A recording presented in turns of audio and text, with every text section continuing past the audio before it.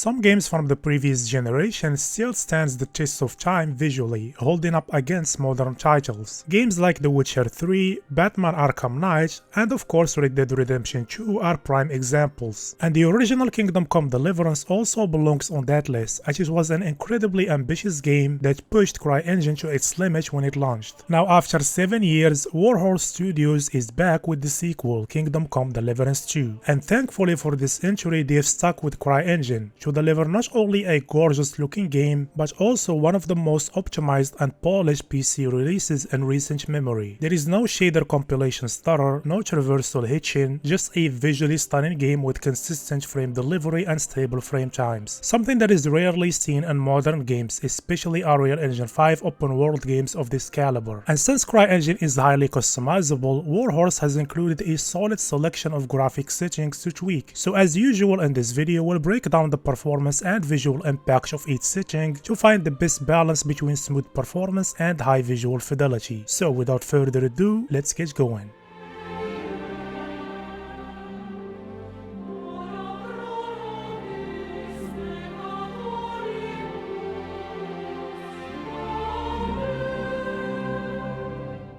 Let's start with image quality and upscaling. The game currently offers DLSS 3.7 and FSR 2.2, but unfortunately not the latest versions of these upscalers. There is also no support for XeSS, which gives DLSS an easy win here. While DLSS isn't completely stable and does have issues with thin geometry, it generally provides a more stable image overall. FSR on the other hand not only struggles with stability but also suffers from severe ghosting issues, with noticeable trailing artifacts behind moving objects, as you can see here. For native resolution, there are more options. In addition to DLAA and FSR-AA, we have an option to turn off AA completely or use the old school SMAA or SMAATx. And comparing the latter to DLAA and FSR-AA, we can see that a lot of fine details on these trees are lost in motion when using SMAATx. And if we take a closer look at this example, we can see why. Notice how when standing still, SMAATx looks fine. However, as soon as the camera starts moving, the entire image becomes blurry and soft. But at least in terms of performance, SMAATx with both options performs faster than FSR-AA and DLAA in this scene. Lastly, here is a quick comparison of how turning off anti-aliasing or using SMAA looks and performs compared to SMAATx.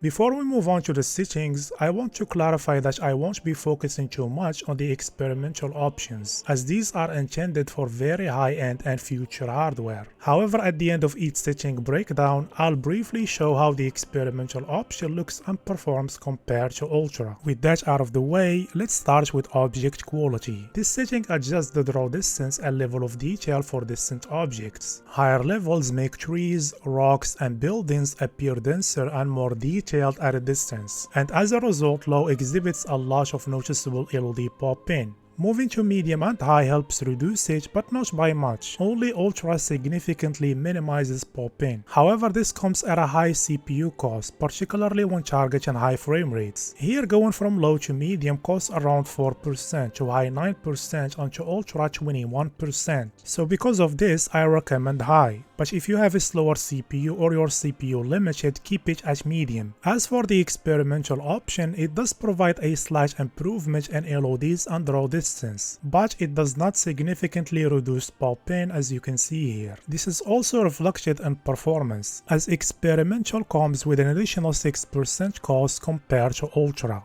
Next we have particles. This setting has a limited impact in the game and only affects specific scenes. For example, in this furnace, low removes the haze effect, while medium and above retain it. Similarly in this cutscene, low either show very few or no particles at all. And performance-wise in the previous scene, there is around 4% cost when going from low to the higher options, whereas in the cutscene, there is no measurable performance impact. So here, since medium gives all the visual benefits of the higher options, I recommend medium. As for the experimental option, it doesn't seem to offer any noticeable visual improvements or performance changes for this setting.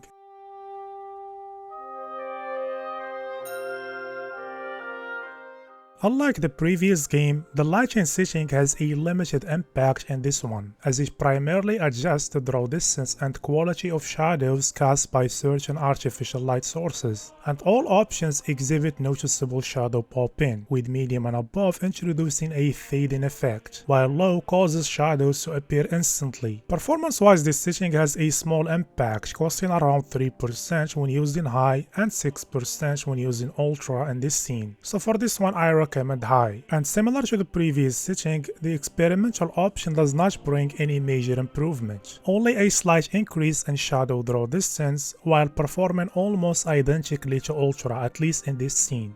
For global illumination, the game relies on voxel cone tracing, or more precisely SFOGI, and this setting primarily controls the quality and accuracy of various aspects of this GI system, including indirect and bounce lighting, like here, where Ultra allows more light from outside to enter and fill the room, or here, where both high and especially Ultra provide better and more accurate ambient shading. In terms of performance, high comes with a 4% cost in this scene, while Ultra is significantly more demanding, reducing performance by around 15%. So for this one I recommend high. As for the experimental option, it doesn't seem to bring any noticeable visual improvements over Ultra, and the performance is nearly identical between them.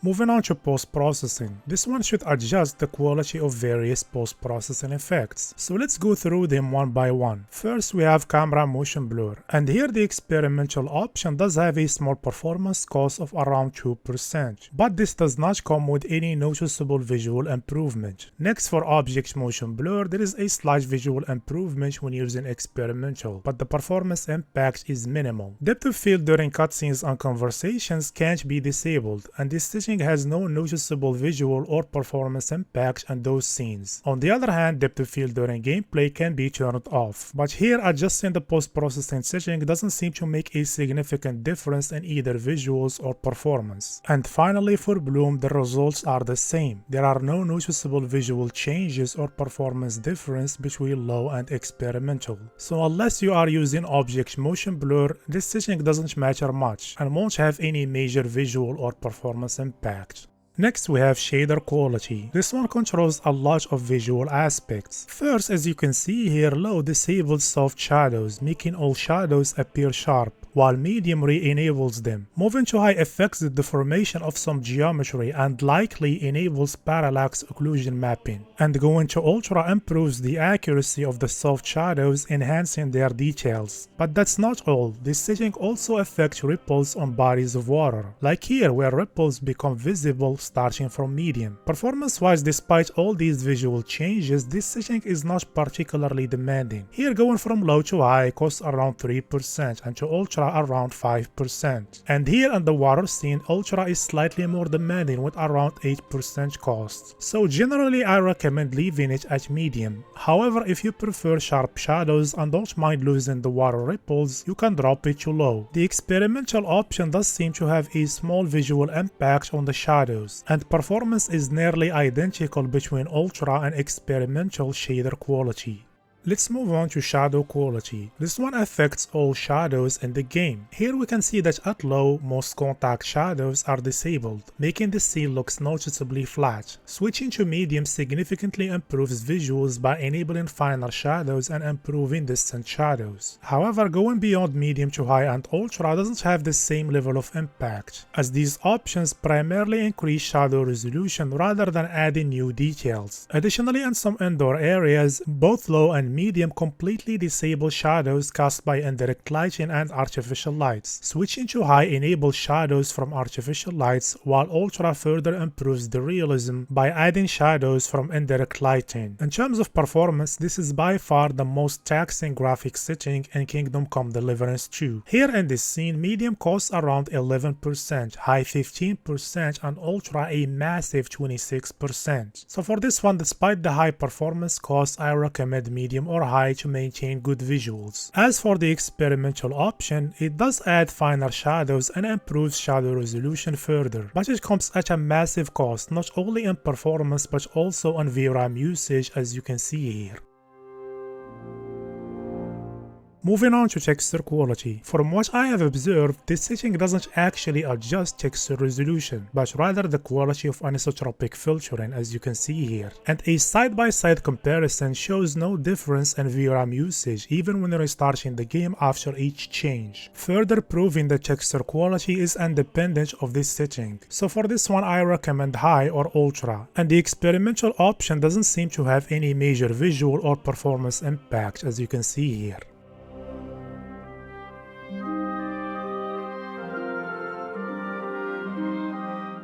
Next we have Volumetric Effects Detail, which adjusts the resolution of volumetric effects such as light shafts. And in terms of performance, at least in this area, the only notable impact comes when switching to Ultra, which has around a 4% cost. So for this one I recommend high. The experimental option makes volumetric effects look slightly more defined and comes with an additional 3% cost. Let's move on to Vegetation Detail. This one is straightforward and adjusts the level of detail and render distance of vegetation. And switching from low to medium provides the most noticeable visual improvement, which is also reflected when it comes to pop-in, as going to medium significantly reduces the amount of grass pop-in, as you can see here. Performance-wise, when targeting higher frame rates in this dense area, there is around 10% cost when going from low to medium, 14% when going to high, and 18% when going to ultra. Also notice the increase in the CPU usage with each option. So similar to object detail, I recommend high, but if you have a slower CPU or your CPU limited, medium is a safer choice. Regarding the experimental option, it improves the render distance of grass with more shadows. However, this comes at a massive cost in terms of CPU usage, performance, and stability. And lastly, we have Character Detail, which functions similarly to the previous setting but applies to NPCs. However, there seems to be an issue with this setting as the options appear to be flipped. Experimental and Ultra actually display lower LODs for characters than the lowest options. In terms of performance, at least in this scenario, this setting doesn't show any significant impact. However, I still recommend keeping it at high to be on the safe side, as it may have a more significant performance impact on more populated areas like Katzenberg.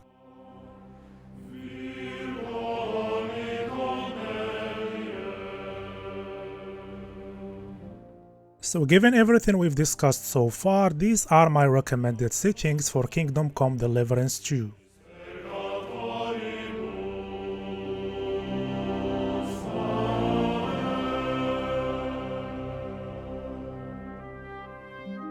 Let's now compare the performance of optimized settings against Ultra preset at 1440p with quality DLSS. And let's start with this area. And here visually optimized settings hold up remarkably well against Ultra, while delivering approximately 28% more performance. And let's move on to the next area, which I found to be among the most demanding locations in the first region. And here we see an even slightly higher performance gain, with around 30% when switching from Ultra preset to optimized settings. And unfortunately I wasn't able to reach the second region during this review period to test the settings thoroughly in Katzenberg. However, if you experience a significant performance drop inside the city, the main culprits will likely be object detail and character detail, along with other demanding settings like shadows and global illumination. If that happens, consider lowering these settings for better performance.